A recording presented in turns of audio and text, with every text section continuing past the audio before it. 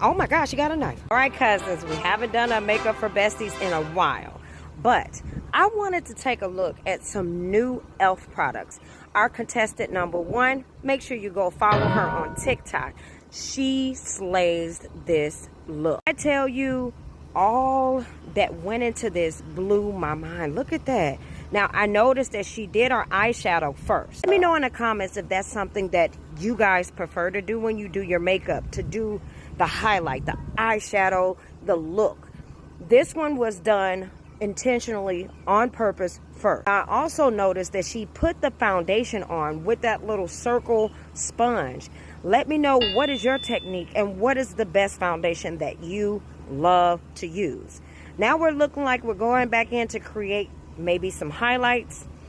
All I know is that she looks gorgeous. Now she's beautiful without the makeup. Even right here, oh my gosh, I've never thought about slay queen, slay. Our next contestant, oh my gosh, you got a knife. Oh no, that's just makeup. You're gonna boo me. Now, I see that she already has a full face beat, so this must just be, it says eyeshadow. Yeah, let's read. Okay, so do you guys use like black eyeshadow?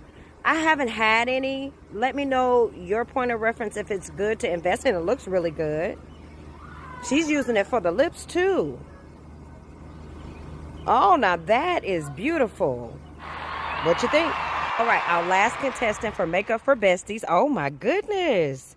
The yarn, listen, I don't really care for it.